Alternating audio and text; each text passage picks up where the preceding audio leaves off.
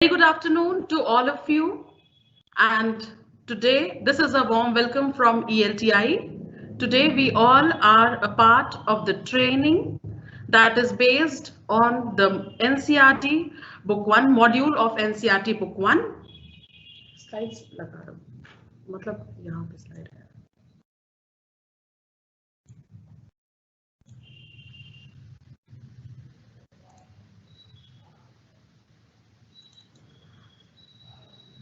Slide के साथ video नहीं है ना, तो इंट्रोडक्शन का वीडियो फिर खोल लेना teacher.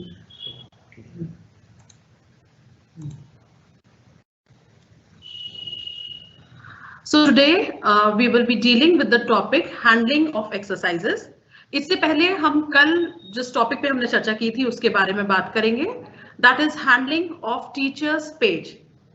Handling of teachers page में हमने ये जाना कि ऑफ कोर्स टीचर को क्लास में जाने से पहले टीचर्स पेज को गो थ्रू हो जाना चाहिए अच्छे से, जिससे कि उसे पता चले कि क्या लर्निंग आउटकम्स हम एक्सपेक्ट कर रहे हैं बच्चों से उस पर्टिकुलर यूनिट में.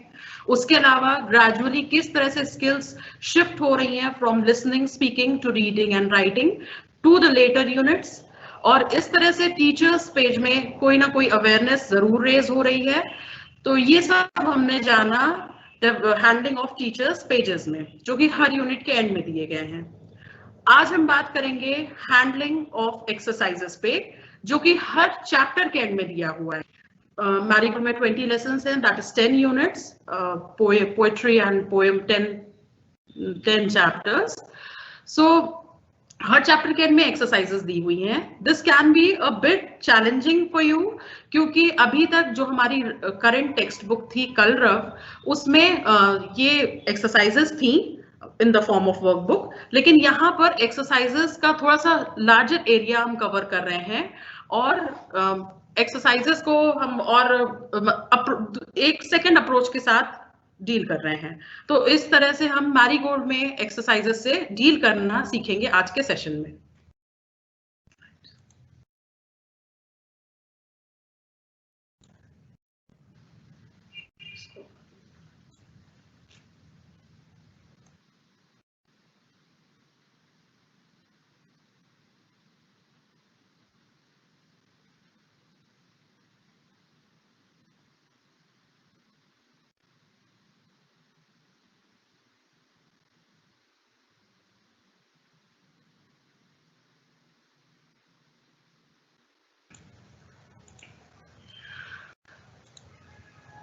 So today we will be going through the topic handling of the exercises that is in the training program based on NCERT Marigold Book 1. Next slide. पहले हम देखेंगे हमारी एनईपी में किस तरह की लर्निंग को प्रमोट किया गया है और आगे चल के हमें किस तरह की लर्निंग बच्चों को देनी है जिससे कि उनकी लर्निंग एनहांस हो. That is first is experiential learning. तो बच्चों की जो लर्निंग होनी चाहिए वो उनके एक्सपीरियंशियल वर्ड से होनी चाहिए ऑफ कोर्स, जिससे कि वो लिंक कर सके अपने मतलब जिन चीजों को वो जानते हैं उनसे वो लिंक कर सके. Then comes art integrated learning. Art integrated learning में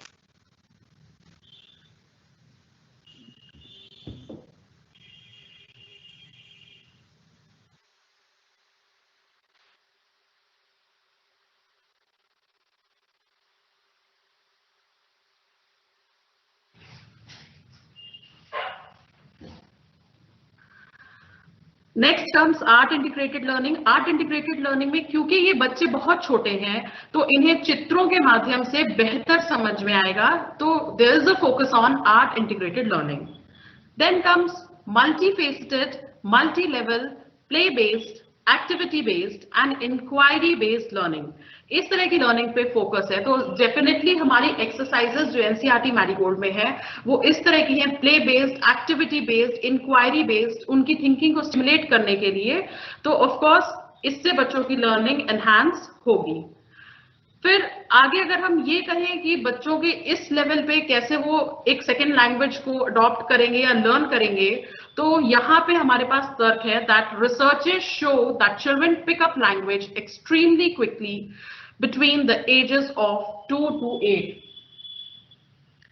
Language has to be taught in an enjoyable and interactive style with plenty of interactive conversation. Language को एक बहुत ही enjoyable और interactive style में पढ़ाना होगा and with plenty of interactive conversation. Conversation के माध्यम से हमें लैंग्वेज को पढ़ाना होगा. Then comes curricular integration of essential subjects, skills and capacities. Of course, हमें इसे दूसरे subjects से integrate करते हुए language को learn कराना है. तो हमारी exercises हैं, जो हमारी बुक में exercises हैं, उनके common heads हैं: new words, let's read, reading is fun, let's talk, say aloud, या let's do. Say aloud, let's draw, yeah, let's do, let's write, learn to write, and let's read and write. यहाँ पर जैसे हम सभी ने हमने अपने ट्रेनिंग प्रोग्राम्स किए हैं, तो ये इस पिरामिड से आप बेहतर रूप से परिचित होंगे पहले भी कि किस डायरेक्शन में बच्चा ग्रेजुअली समझता है और फाइनली वो क्रिएट करने की स्टेज पर कब पहुंचता है. तो the very first thing is remembering. जब भी टीचर बच्चे को क्लास में कुछ पढ़ाता है तो the student recalls facts and basic concepts, वो इजीली रिमेम्बर कर सकता है. Then comes understanding. रिमेम्बर करने के बाद वो उस चीज को समझता है. Then comes applying, that is use information in new situations. वो जब उस चीज को अंडरस्टैंड कर लेता है तो उसे अप्लाई करता है और उसे नई सिचुएशंस में यूज करना सीखता है. Then comes an draw connection among ideas. जब हम उसे कोई पिक्चर देंगे या किसी चीज पर डिस्कशन करने को कहेंगे तो वो अपने पूर्व के आइडियाज से उसको कनेक्ट करने की कोशिश करेगा. देन कम्स इवैल्यूएट, कि बच्चा किसी चीज को लेकर कहाँ किस डिसीजन पे पहुंचता है या क्या स्टैंड लेता है. Then comes create, that is to produce a new और ओरिजिनल वर्क. ये सभी लेवल पे काम करता है क्योंकि हमारा बच्चा बहुत छोटा है तो हमारा इन चीजों का लेवल भी कम है. तो हमारी जो एक्सरसाइजेस हैं, जो उनका बैकबोन है, वो यही पिरामिड है. लेट्स सी कि हमारी कौन सा हेड किस पिरामिड के किस हेड के अंदर तक आता है. So new words and let's read is under the head remembering. हम देख रहे हैं कि बच्चे ने कितना रिमेम्बर किया. Then understanding. अंडरस्टैंडिंग में हम देख रहे हैं कि बच्चे ने उस चैप्टर को कितना कॉम्प्रिहेंड किया. Then comes applying. अप्लाइंग में आपने लेट्स जो हमारा हेड है उसमें हम देखेंगे कि बच्चा अपनी नॉलेज को कितना अप्लाई कर पा रहा है.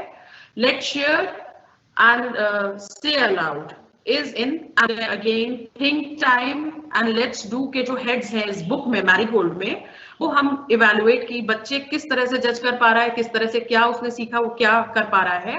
Then comes let's write, learn to write और लेट्स रीड एंड राइट. यहाँ पर इनिशियल स्टेजेस में तो हम देखेंगे हेड लेट्स राइट या लर्न टू राइट, लेकिन लेटर स्टेजेस में हम देखेंगे लेट्स रीड एंड राइट. जब बच्चा खुद से लेटर्स क्रिएट करना स्टार्ट कर देगा तो that is let's read and right. तो हम देखेंगे एक वीडियो जिसमें कि आप देखेंगे कि सभी हेड्स के क्या ऑब्जेक्टिव्स हैं और किस तरह से हमें उन्हें क्लास में डील करना है.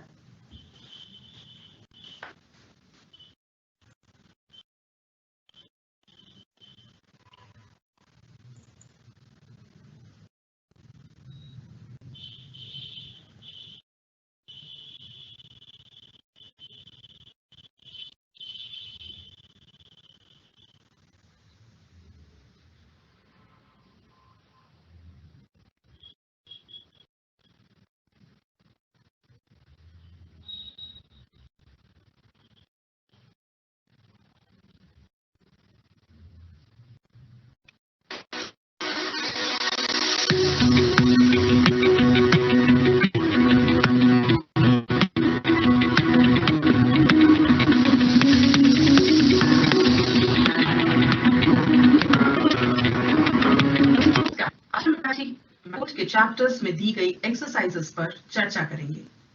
हम देखेंगे कि इन एक्सरसाइजेस को हम कैसे हैंडल करेंगे.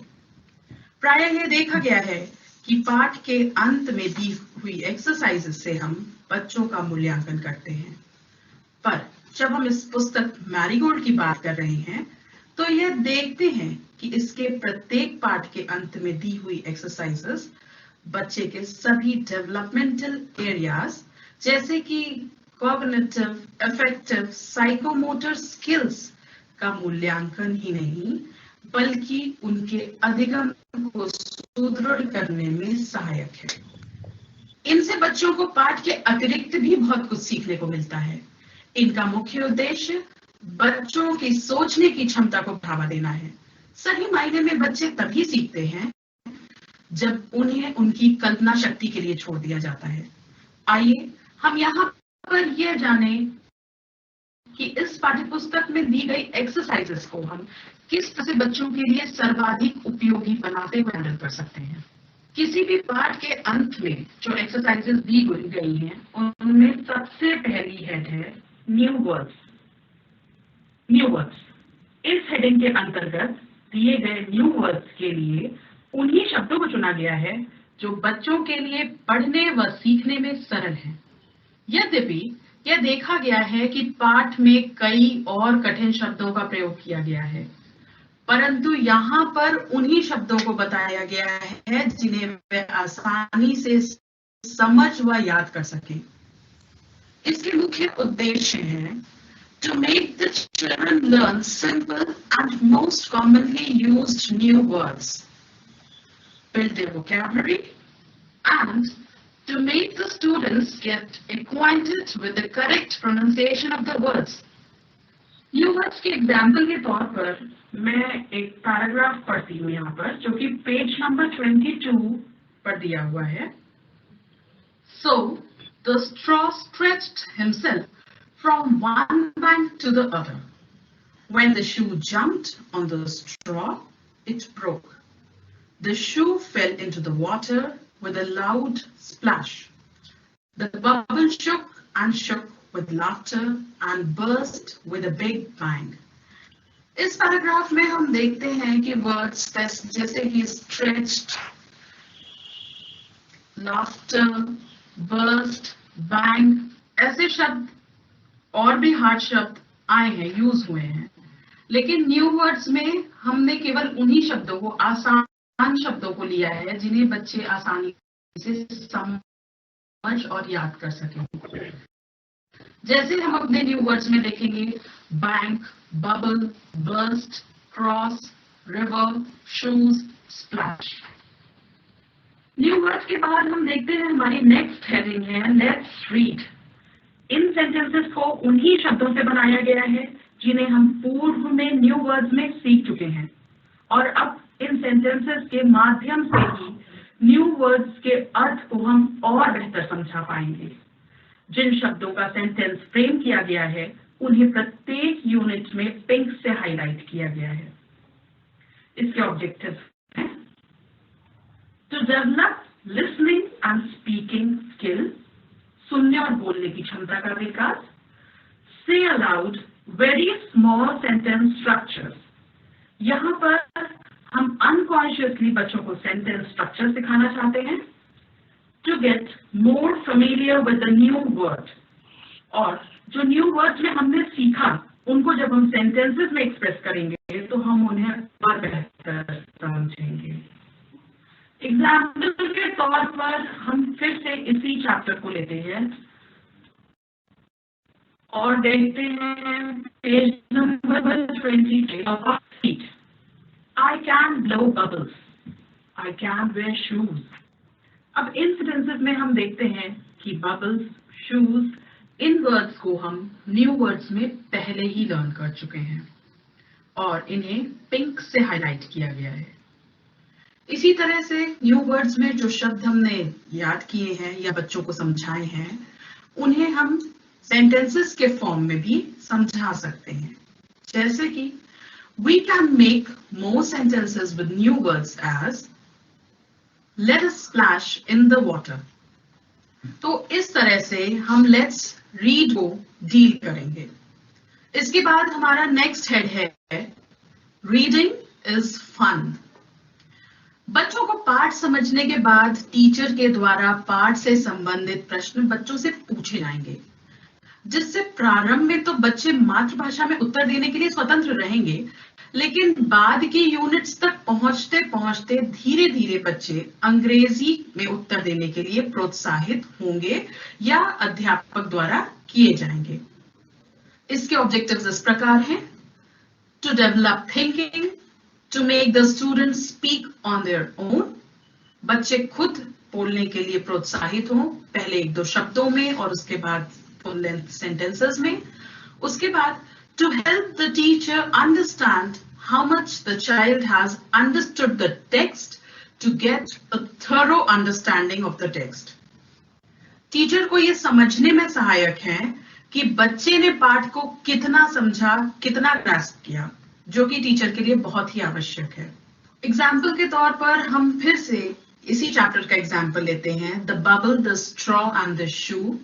पेज नंबर 23 पर आप देख सकते हैं रीडिंग इज फन में ये जो क्वेश्चंस दिए हुए हैं, name the 3 friends, where did they go one day and what did they want to do. यहाँ पर एक खासियत है कि ये सारे क्वेश्चंस चैप्टर से related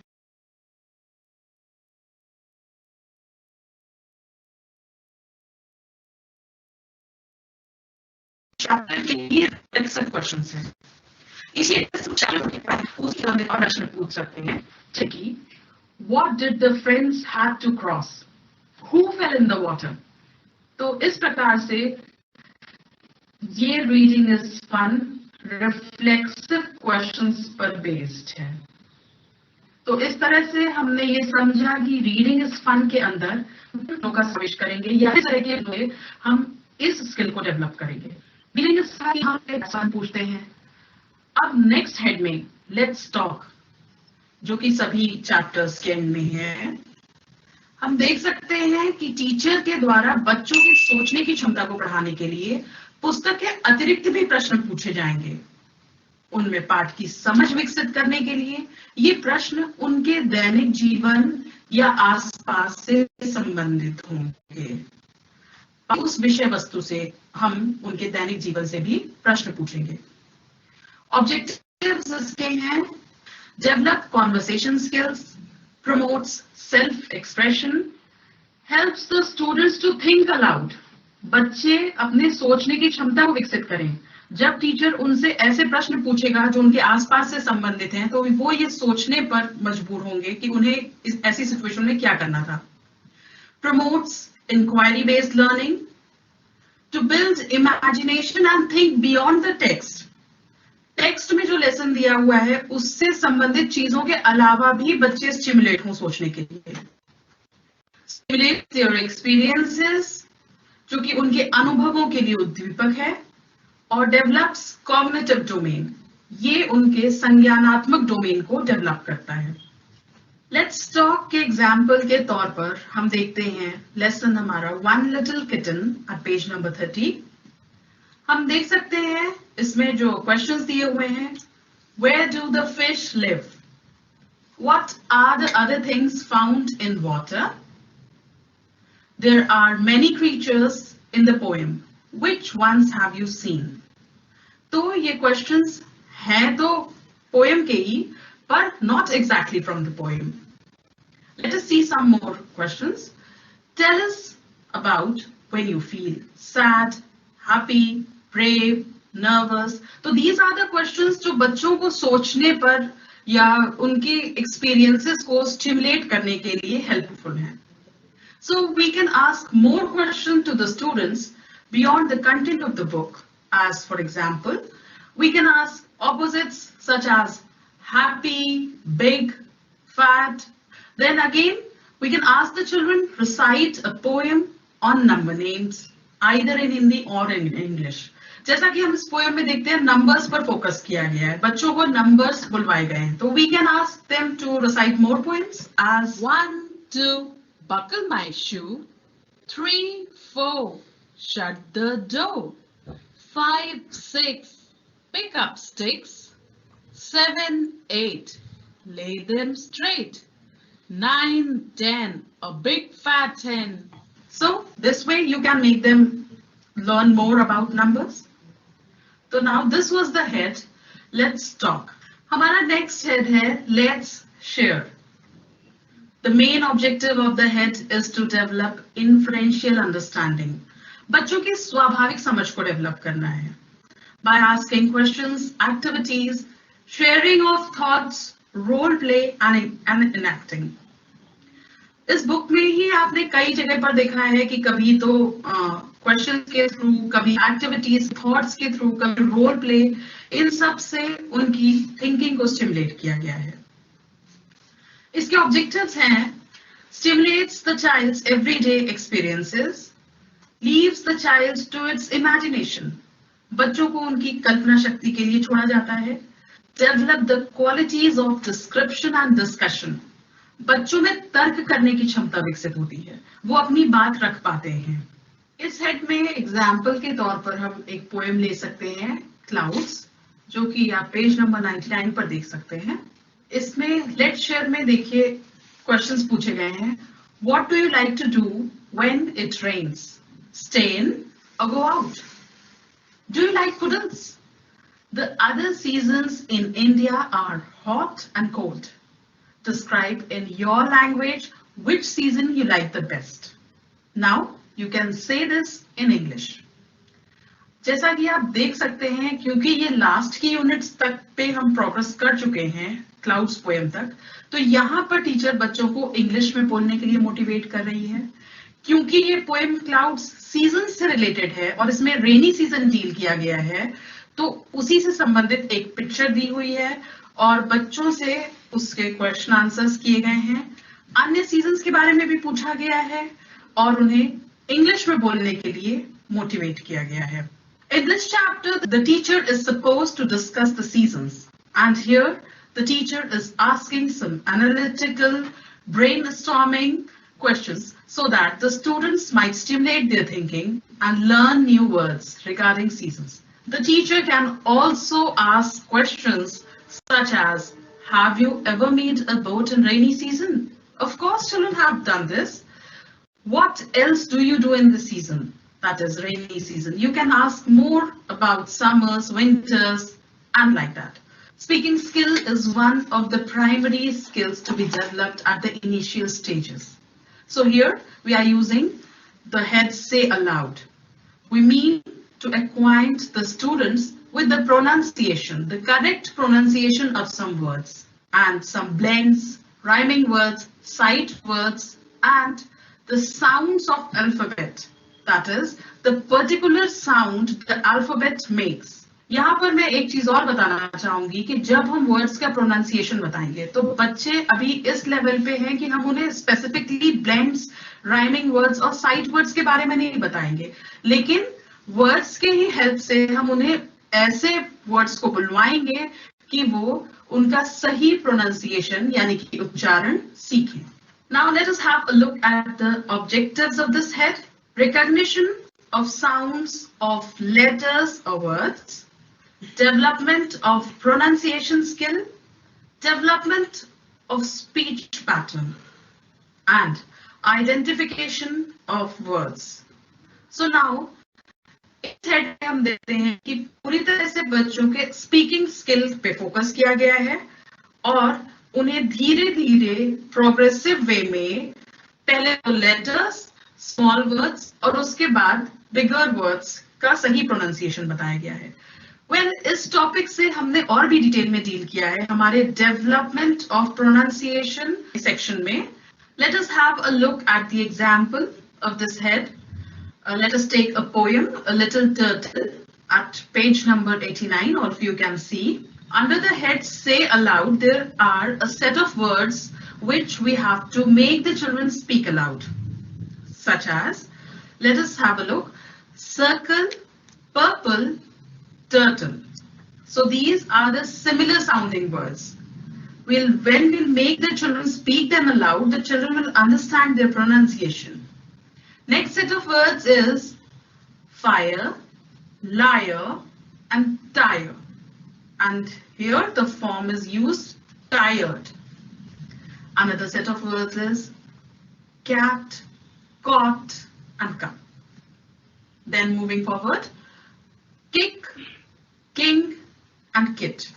So this an example of blends. The students will also try to understand this, not under the word blend, but they will try to know how the similar sounding words are spoken aloud.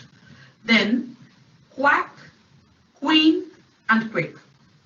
So here we see this is an example of words as rhyming words, blends, words starting with similar sounds, and etc.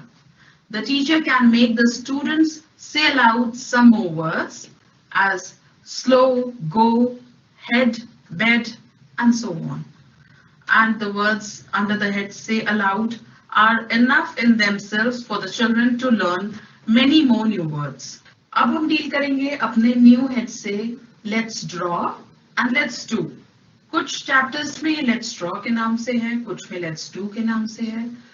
तो यहाँ पर सबसे पहले समझने की जरूरत ये है कि जब हम लर्निंग आउटकम्स डेवलप करते हैं तो हमारी सबसे निचली, हमारी उस हायरार्की में सबसे नीचे आता है मोटर स्किल्स या बच्चों के लिखने की क्षमता. या जब हम बोलते हैं लिसनिंग, स्पीकिंग, रीडिंग, राइटिंग, तो राइटिंग हमारा लास्ट में आता है.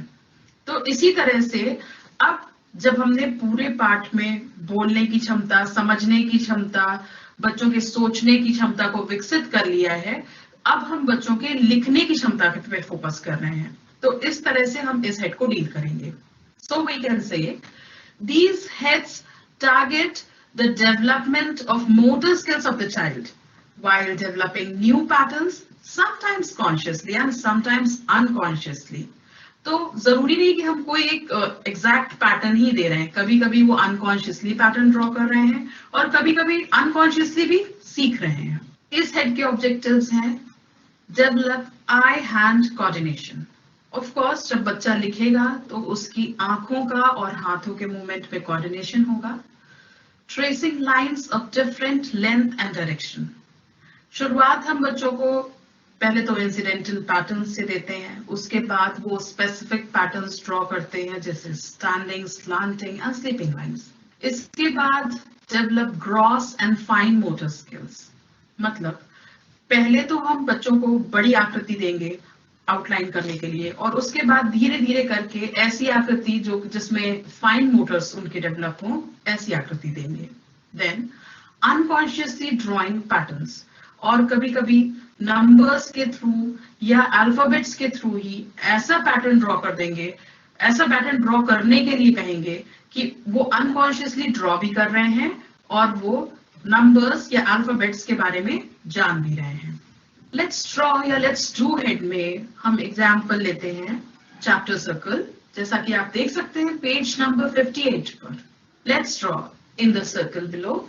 Draw what grandmother Drew, what Mohini Drew. तो इस तरह से बच्चों को हम मोटिवेट कर रहे हैं कि ग्रैंडमदर ने क्या ड्रॉ किया था, क्या मोहिनी ने ड्रॉ किया था इस सर्कल के अंदर. नाउ इसी के साथ हम शेप्स की भी जानकारी दे रहे हैं. Look at these shapes as triangle, square and rectangle. और इन्हीं तीनों की हेल्प से आप you can make a car, a house, a door or anything else.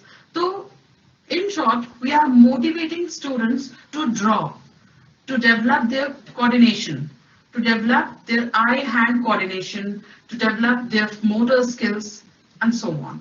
So now we can ask the children to draw or trace according to the given instructions. We can ask the children to draw more things. We can leave the children on their own to draw anything they like to.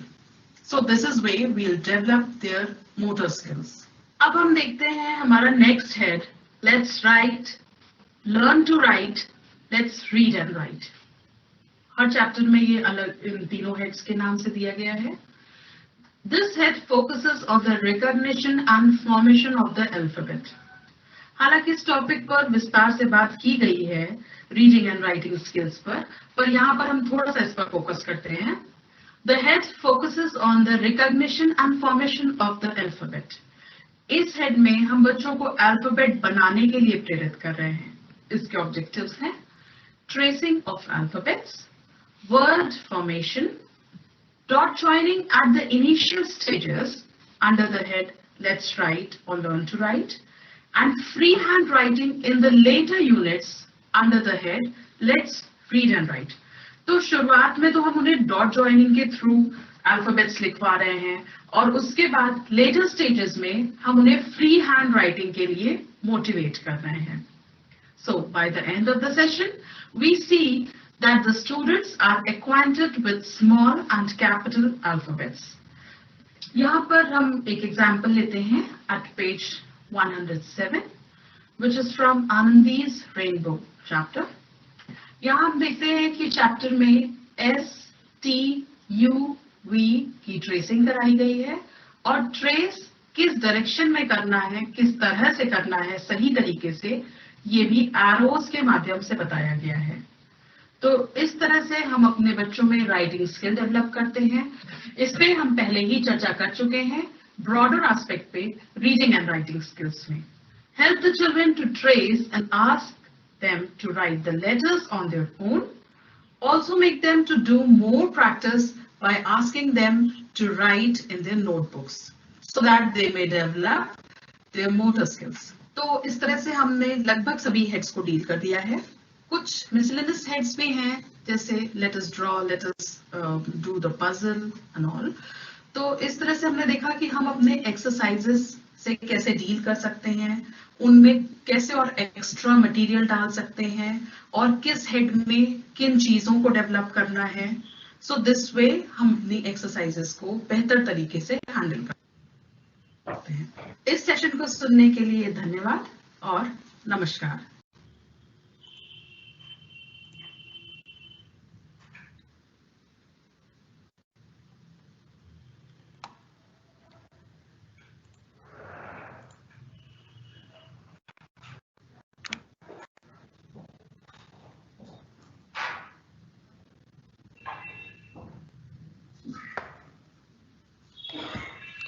So we are back.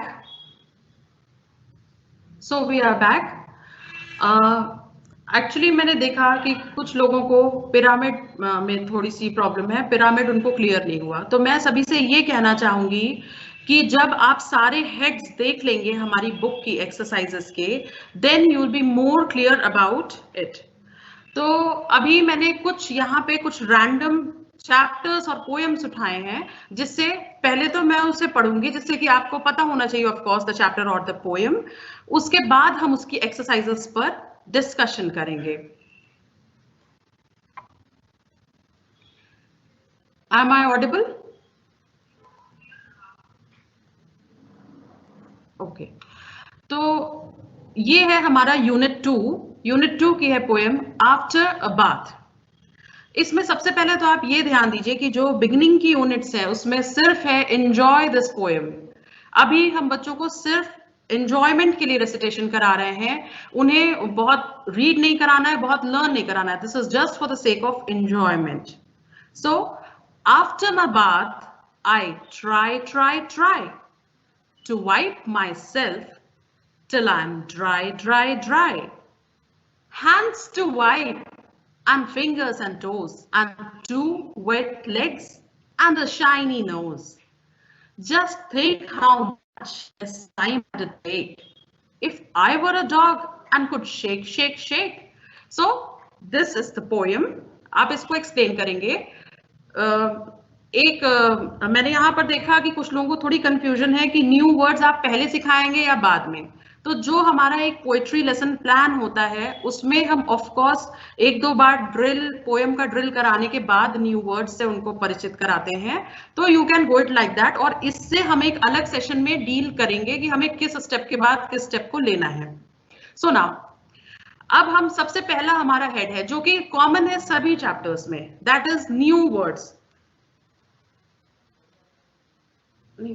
Pointer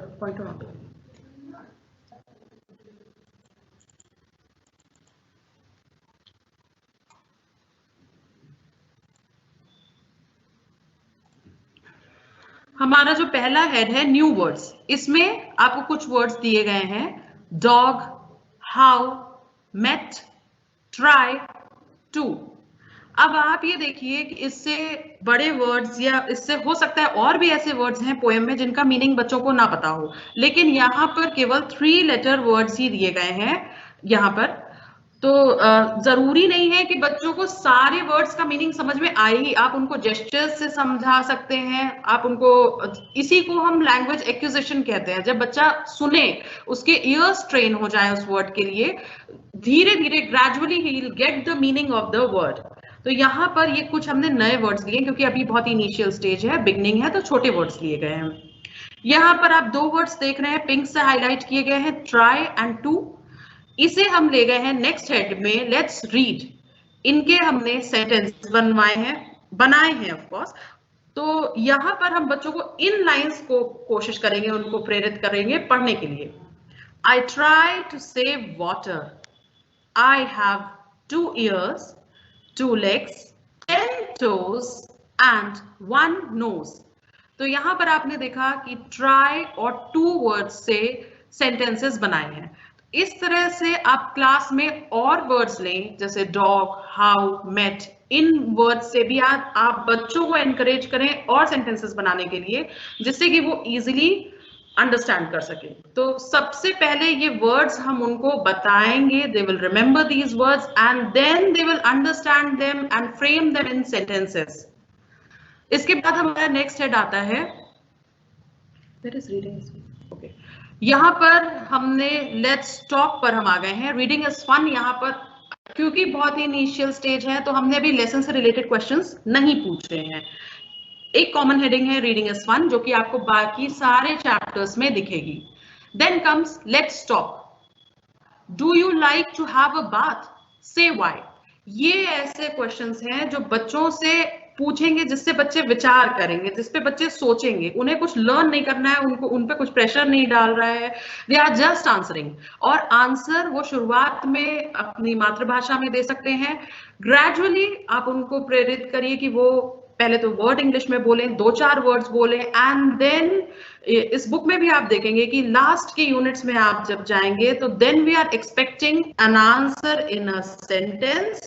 और तो भी बच्चों की क्योंकि learning अलग अलग होती है, तो आप उन्हें 2-3 वर्ड्स में भी आंसर एक्सपेक्ट करेंगे। उनको टोके नहीं कि आप ऐसे बोलिए, आप वैसे बोलिए, let them speak out whatever they want to. Then comes can you bathe yourself. तो दैट इज मतलब ये आप बच्चों से पूछेंगे और ये वो खुद से आंसर करेंगे। तो they don't have to remember the poem, they will be answering, they will be analysing things. How do you dry yourself, have you seen an animal drying itself. तो बच्चे खुद सोचेंगे कि which animal dries itself, which animal shakes, और वो जब poem को भी उनको कुछ अंश याद रहेंगे तो they will of course say a dog or an animal, किसी भी एनिमल को। Then comes the next head is let's share. ये सभी कॉमन हेड्स हैं जो आपके सभी लेसन्स में हैं। So put around what you do after a bath. नहाने के बाद आप क्या करते हैं? So the students will themselves tell, throw the wet towel on the floor. गीला तौलिया आप जमीन पर फेंक देते हैं, या hang the wet towel to dry.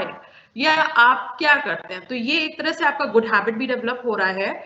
This is something developing. वही मैंने कहा कि यहाँ पे हम एक्सरसाइजेस से सिर्फ इवैल्यूएट नहीं कर रहे हैं बच्चे को, बच्चा खुद में अनकॉन्शियसली बहुत सी चीजें डेवलप कर रहा है।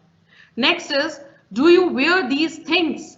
तो he will be reluctant to think कि मैं कौन सी चीजें पहनता हूं, और उसके बाद ऑफ कोर्स वो ये पढ़ नहीं पाएगा शर्ट, सॉक्स, कैप, ट्राउजर्स।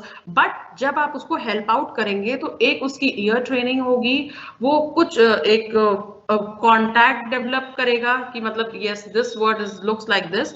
तो इस तरह से ही विल ग्रेजुअली लर्न। हमें उसे लर्न करने के लिए थोपना नहीं है।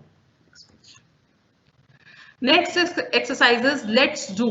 यहीं पर उसकी एनालाइजिंग जो है वो डेवलप होगी।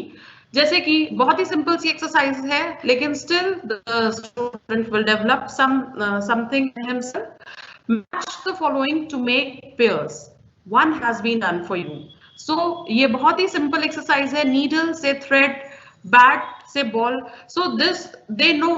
बट जब वो यहाँ पर करेंगे तो they will learn names for सुई that is needle and thread that is धागा। तो इस तरह से वो यहाँ पे अभी हमारा फोकस सबसे ज्यादा है बच्चों की वोकैबुलरी डेवलप करने पर। अभी हमें उन्हें रीड नहीं कराना है, हम अगर चैप्टर भी दे रहे हैं उनको तो हम उसको कंटेक्स्ट में समझा रहे हैं, हम उसे मतलब फोर्स नहीं कर रहे हैं कि आपको ये लेसन लर्न करना है या कुछ. They will just be enjoying. उसमें से they will learn some words, कुछ के वो नहीं भी याद कर पाएंगे, so they will learn gradually. Then comes let's draw. Draw और स्टिक. अभी यहाँ पे तो उन्होंने lines simple independent lines draw करी. अब यहाँ पर दे विल बी ड्रॉइंग अपने आई हैंड कोऑर्डिनेशन बनाते हुए, they will be drawing the outlines. उसके बाद trace the path to the flowers.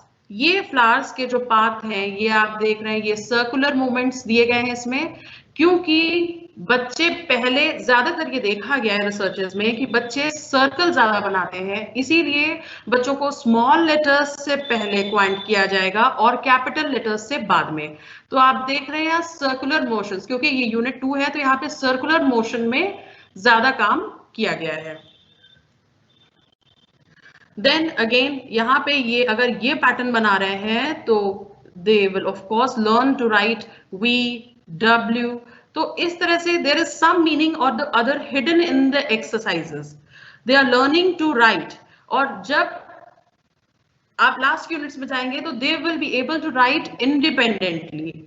यहाँ पर अभी से अलाउड में हम इनको बहुत वर्ड्स नहीं करा रहे हैं, हम इनको सिर्फ लेटर्स को ही से अलाउड करा रहे हैं, जिससे वो रिकॉग्नाइज करें या उनको पहले से भी आता है तो वो उसे देखकर और अपने को मतलब और उनका रिविजन हो जाए. देन कम्स द नेक्स्ट, इसी यूनिट का लेसन है the bubble, the straw and the shoe.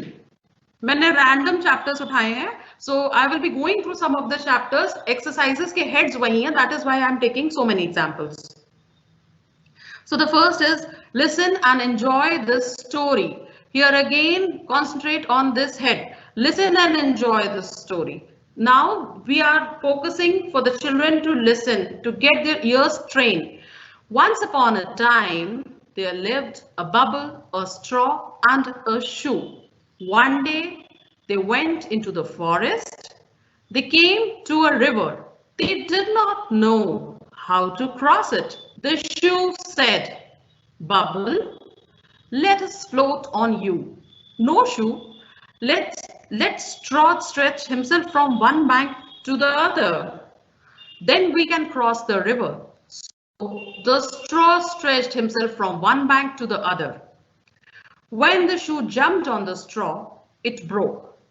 The shoe fell into the water with a loud splash. The bubble shook and shook with laughter and burst with a big bang. तो यहाँ पर आप देख रहे हैं कि बहुत सारे ऐसे वर्ड्स हैं जो बड़े हैं, जो बच्चों को शायद कठिनाई से समझ में आए, लेकिन बस you have to give them the atmosphere, you have to give them the gestures कि कैसे कहानी में क्या चीज के बाद क्या हुआ. कुछ चीजें वो समझेंगे, कुछ वर्ड्स हो सकता है ना समझे, कहानी समझ जाएंगे.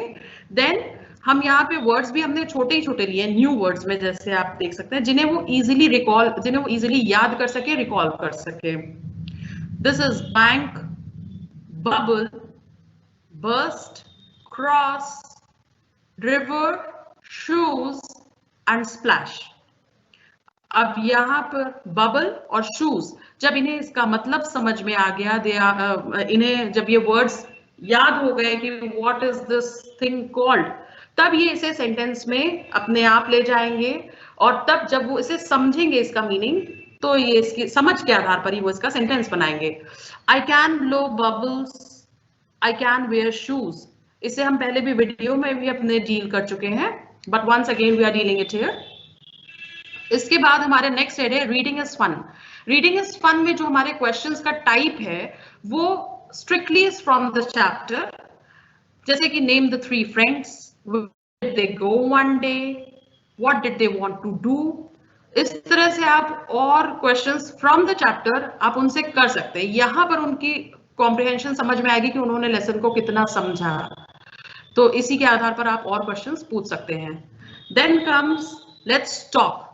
लेट्स टॉक में आपके जो क्वेश्चंस होंगे वो ऑफ कोर्स आप स्ट्रॉ से रिलेटेड क्वेश्चन पूछ सकते हैं, आप बबल से रिलेटेड पूछ सकते हैं, या फिर आप फ्रेंड्स की दोस्ती पर रिलेटेड चीजों पर बात कर सकते हैं. Because when they talk they will be able to, मतलब जो चीजें वो समझेंगे उसी पर वो बात करेंगे, तो they will be able to learn more new words and they will be able to speak out. How do you make bubbles?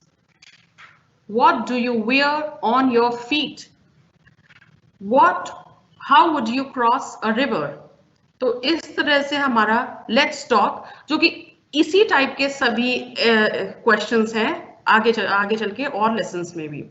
तो यहाँ पर आप जैसे एक्स्ट्रा क्वेश्चन ये भी पूछ सकते हैं कि what do you drink with a straw, what do you use to do, मतलब what do you do with a straw, so like this. इसके बाद लेट्स शेयर में यहाँ इन्होंने फिल इन द ब्लैंक्स लिया हुआ है, that is from the chapter. हो सकता है बच्चों का हो, but they will somehow manage to write on their own.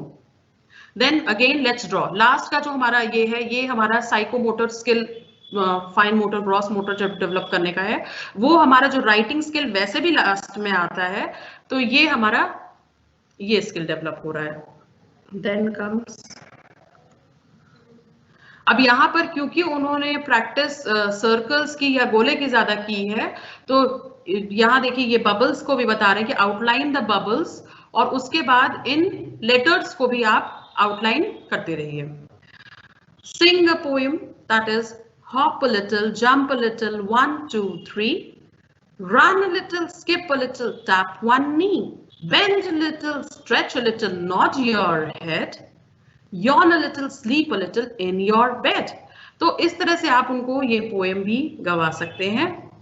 इसके बाद हमारी जो नेक्स्ट एक्सरसाइजेस है, ये बहुत अच्छा एग्जाम्पल है इंटीग्रेटेड अप्रोच का, हमारा आर्ट इंटीग्रेटेड लर्निंग का, जिससे कि हम और विषयों से जोड़ते हुए भी अंग्रेजी पढ़ा रहे हैं, और उन विषयों के स्पेसिफिक शब्दों को अंग्रेजी में क्या बोलते हैं ये हम यहाँ पर अनकॉन्शियसली सिखाएंगे। Match the balls with their numbers. यहाँ पर बच्चे गिनती ऑफ कोर्स जो मैथ्स में सीख भी रहे होंगे इसी समय। So now trace the numbers. Numbers trace किया, वो नंबर्स की आकृति से परिचित हैं, और फिर टीचर उन्हें बताएगा दिस इज 8, 10, 7 एंड 9। वो उन्हें सीक्वेंस में भी गिनती बता सकते हैं। देन अगेन यहाँ पे थिंक टाइम। बच्चों को जब आप ये ऑब्जेक्ट्स देंगे, they will think on their own. Look at these objects, put them into a tub of water, say which one will float and which one will sink. तो ये प्री नंबर कॉन्सेप्ट एक तरह से है कि ये light है and the stone is heavy, तो ये सिंक हो जाएगा। The leaf is light, the marble is heavy. तो स्टूडेंट्स इंटीग्रेटेड अप्रोच के through they will develop this concept. यहाँ पर ये है हमारी आर्ट इंटीग्रेटेड अप्रोच, जिसको एनईपी में बहुत फोकस किया गया है कि आर्ट के थ्रू बच्चों को ये है कि वो कुछ बना रहे हैं और उसी के थ्रू वो मतलब सीख भी रहे हैं। यहाँ पर एक हमने फिर एक यूनिट ली है, मेरी गो राउंड। मेरी गो राउंड में है, देखिए इस पोएम की हेड देखिए आप, listen, sing and dance. I climbed up on the merry-go-round and it went round and round. I climbed up on a big brown horse and it went up and down. Around and round and up and down, around and round and up and down. I sat high up on a big brown horse and rode around on the merry-go-round and rode around. On the merry-go-round, I rode around on the merry-go-round, around and round and round. So यहाँ पर हम new words देखेंगे। ये heads से मेरे ख्याल से आप परिचित अब हो गए होंगे कि किस तरह के हेड्स हैं हमारी बुक में और उनसे कैसे डील करना है। So यहाँ पर फिर again there are new words, around, down, in, on, out, round, up. तो ये आपको इतनी बड़ी पोएम देके you don't need to get terrified with the poem कि this is such a big poem and how will the students learn. No, you have to just make the children learn and sing the poem. Just they will listen the poem. अभी की units तक यही है।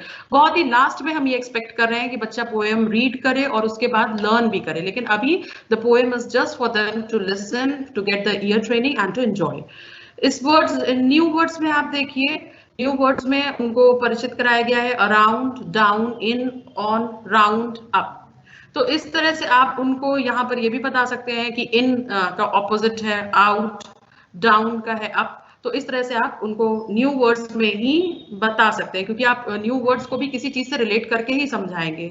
Then comes let's read. Let's read में जो sentences, जो word सीखे उन्हीं से सेंटेंसेस बनाना है। Then comes reading is fun. How did the merry-go-round go? Of course, they will answer, how did the big brown horse go? Big brown horse कैसे गया? ये भी वो आंसर करेंगे. इसमें एक्सपेक्टेडली एक ही आंसर आएगा, बट जब हम लेट्स टॉक में या लेट्स शेयर में बात करेंगे तो we will have multiple answers, हमें डिफरेंट बच्चों से डिफरेंट आंसर्स मिलेंगे. So have you seen a merry go round? तो some will say yes, some will say no. Where have you seen it? Would you like to go to a fair? और फिर आप उनसे fair पे बातें करिए कि उनके विलेज में जो भी फेयर लगता हो उस बारे में. Then comes let's share. आप उनसे इस पिक्चर पे डिस्कशन करेंगे. This is the way of learning a language. हमें उन्हें अलग से मीनिंग नहीं बतानी है, सिर्फ उनकी वोकैबुलरी एनहांस करनी है और उन्हें प्रोत्साहित करना है बोलने के लिए. अगर वो गलत बोलते हैं तो उन्हें टोकना नहीं है, उन्हें सिर्फ ठीक करना है ग्रेजुअली, धीरे धीरे, जिससे कि वो सही बोले. देन ये एक्सरसाइज है गो राउंड द मेरी go round. Circle the letters and say them aloud. ये सब साइकोमोटर स्किल्स के लिए है. इसमें बच्चे ऑफ कोर्स हर अल्फाबेट को राउंड करना है. अगर बच्चे इसे सर्कल सीक्वेंस में करेंगे तो आप देखिए A B C D E F G H I J, और एक मेरी गो राउंड कैसे चलता है इस तरह से. आप आ गए K L M N. Then again आपने एक और राउंड लिया and there comes O P Q R S T U V, and again the merry go round goes with W X Y and Z. तो इस तरह से अगर बच्चे हर वर्ड को सर्कल करते चलेंगे और अगर वो ध्यान देंगे तो this is the way the मेरी गो राउंड गोज. तो इस तरह से लास्ट में कुछ एक्सरसाइजेस ऐसे दी हुई हैं जो बच्चे खुद से अपने हाथ से करेंगे and they will develop their motor skills. Then comes the chapter circle. Actually I was reading the chapter just जिससे कि आप exercises में समझ सकें कि exercises में आप क्या expect किया गया है. तो अभी फिलहाल हम और later units का एक chapter लेते हैं.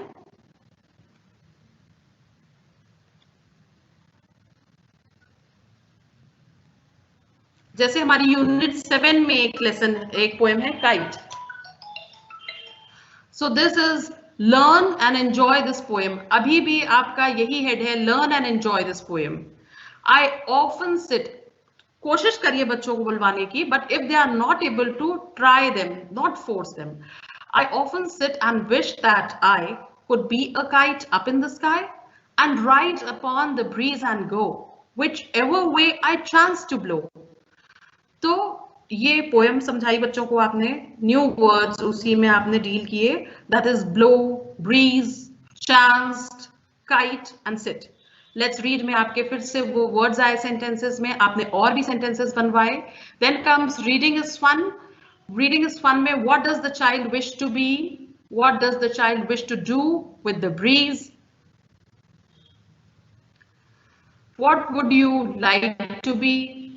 लेट्स टॉक में हम उनसे ये जरूर लेंगे हेड, लेकिन उससे इतर भी बातें करेंगे. अब जैसे कि आप क्या बनना चाहते हैं, क्योंकि वो बच्चा विश चाहता है काइट बनना, तो आप क्या बनना चाहते हैं. Imagine you are a bird in the sky, describe what will you feel when you see a kite flying near you. तो इस तरह से. Then comes say aloud. Say aloud में जैसे आपने प्रोनाउंसिएशन में भी, डेवलपमेंट ऑफ प्रोनाउंसिएशन में भी देखा कि वर्ड्स को आपको से अलाउड कराना है. Then comes, do you know more words with these sounds? आप उनसे पूछेंगे आप नए वर्ड्स और जानते हैं. Then the head, let's share what are the different things that fly in the sky. बच्चों से बातें करनी है और बच्चों से हम एक्सपेक्ट करेंगे एक आंसर एक वर्ड या दो वर्ड में, या कुछ बच्चे फुल लेंथ भी बोलने लग जाए तो we have to expect only this much. या शुरुआत में वो हिंदी में भी अगर देते हैं आंसर्स तो there is no problem at all. Then comes the tracing. यहाँ पर हम हर चैप्टर में एक दो चीजें और डेवलप कर रहे हैं. जैसे कि अब यहाँ डे स्काई है, यहाँ पर नाइट स्काई है, तो बच्चा will of course see the clues. Night है तो हमें कौन से क्लूज लेने हैं, वो इनसे क्वाइंट हुआ कि this is sun, moon, stars, rainbow. तो हमें सारी चीजें नहीं सिखानी है बच्चों को, लेकिन ये एक्यूजिशन के माध्यम से, कंटेक्स्ट के माध्यम से हम बच्चे को सिखा रहे हैं। और डेफिनेटली अगर वो ये सारी एक्सरसाइजेस करेगा अच्छे से तो ही विल लर्न, कम से कम वो सन, मून, रेनबो, स्टार्स, इतना उसको वर्ड्स पता चलेंगे, देख कर लिखना सीखेगा एंड सो ऑन।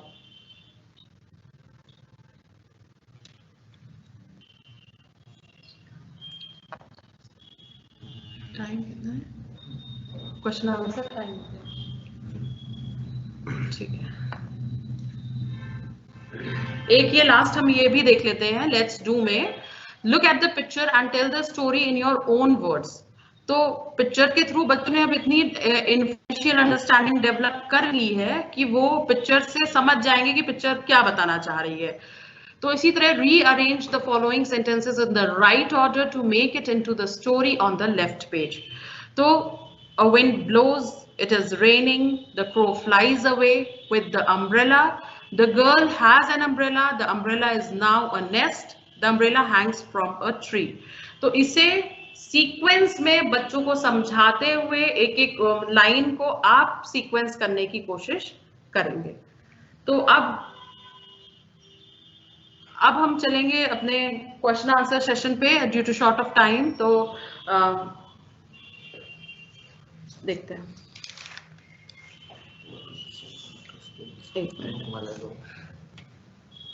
यहाँ पर अरुण कुमार जी का मुझे एक मिनट, ये स्लाइड चेंज कर दीजिए।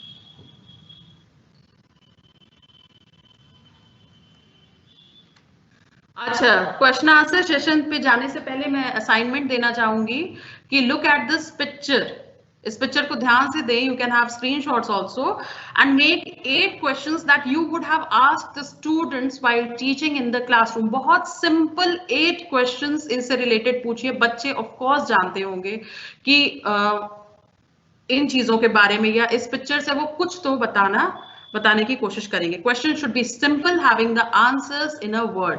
तो इस पिक्चर पे आप कुछ 8 क्वेश्चंस बच्चों से पूछेंगे। यहाँ पर मैं क्वेश्चन आंसर सेशन में जाना चाहूंगी।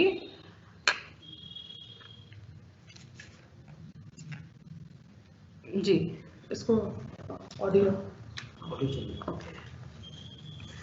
तो यहाँ पर मैंने देखा कि कुछ लोगों को पिरामिड में जो दिक्कत थी, तो अब आप ऑफ कोर्स समझ गए होंगे कि पहले हमने उन्हें नए वर्ड्स रिमेंबर कराए। जो हमारा पिरामिड, लर्निंग पिरामिड चलता है, उसमें जो हायरार्की है वो है नॉलेज, अंडरस्टैंडिंग, एप्लीकेशन।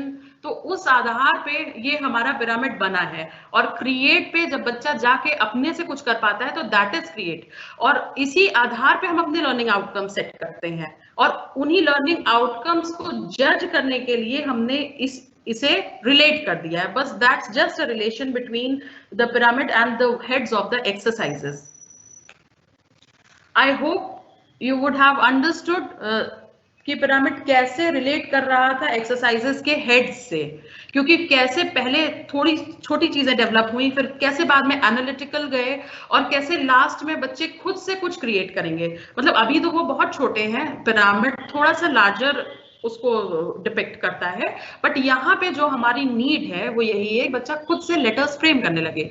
एंड में अगर वो खुद से लेटर फ्रेम करने लगता है, दैट इज अवर क्रिएशन। या वो कुछ नया बना पाता है, कुछ एक्टिविटी बेस्ड कुछ कर पाता है, दैट इज अवर क्रिएशन। तो हमारे गोल्स यहाँ पे छोटे हैं। Pyramid is depicting something higher. इसके बाद यहाँ पर एनईपी का फुल फॉर्म किसी ने पूछा था, that is new education policy. उसके बाद ये कुछ लोगों को ये प्रॉब्लम थी कि आप पहले रीड अलाउड नहीं कराया। पहले ये लेसन के साथ आपके चलेंगे, ये एक अलग सेशन में डील होगा about that is poetry lesson plan और प्रोज लेसन प्लान। उसमें आपका ये डील होगा कि आपको क्या चीजों को पहले लेना है। एक चीज को डिस्कस करने के लिए लगभग 6 से 8 दिन लिए गए हैं पोएट्री या लेसन को। तो उसको आप देखेंगे कि हमें कौन सी चीजें लेनी है, किस तरह से लेनी है, तो वो हम इसको डिस्कस करेंगे। देन कम्स, किसी ने पूछा है कि व्हाट आर साइकोमोटर स्किल्स। तो साइकोमोटर स्किल्स आर बच्चों जब आई हैंड कोऑर्डिनेशन बनता है, जब वो देखते हैं और अपने से एक सर्कल बनाता है जब बच्चा, या जब एक लाइन ड्रॉ करता है, that is called psychomotor. Psychomotor में आपके होते हैं फाइन मोटर और ग्रॉस मोटर। ग्रॉस मोटर में जब वो कुछ मोटी चीजों को ड्रॉ कर पाता है तो दैट इज ग्रॉस मोटर, और फाइन मोटर में जब वो कोई फाइन चीजों को आउटलाइन कर सकता है तो that is fine motor. Can you please present objectives collectively with their respective heads?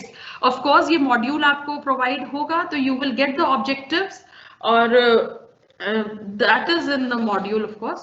You have psychomotor skills. Please show again the picture which was flashed before the question session. Okay, this one. Will there be enough NCERT books for all the classes in basic? No, they will be introduced from class 1. This is challenging, but this is not impossible. हमने एक अपनी approach बदली है, हमने सिर्फ अपनी approach बदली है। लैंग्वेज एक्विजिशन की बुक आपको जरूर मोटी दिख रही है, you don't need to be get feared with the book. आपको सिर्फ बच्चों को कुछ वर्ड्स, कुछ वोकैबुलरी कंटेक्स्ट में सिखाने हैं, इसलिए ये चैप्टर्स दिए गए हैं। सिर्फ बच्चों को आपको समझाना है, आपको पढ़ाना है। So there is nothing difficult in that. How to make children sing with rhyme? So rhyming is very nice. आप इसको अच्छे से गाते हुए सिखा सकते हैं, और हम अपने how to deal with poetry lessons में हम आपको बताएंगे, या हमारे आगे QR कोड्स में भी आपके rhymes आप देख सकते हैं कि कैसे उनको सिंग करना है। Pronunciation ought to improve. Okay, ठीक है. I think the time is over, and thank you for listening patiently to the session. Thank you.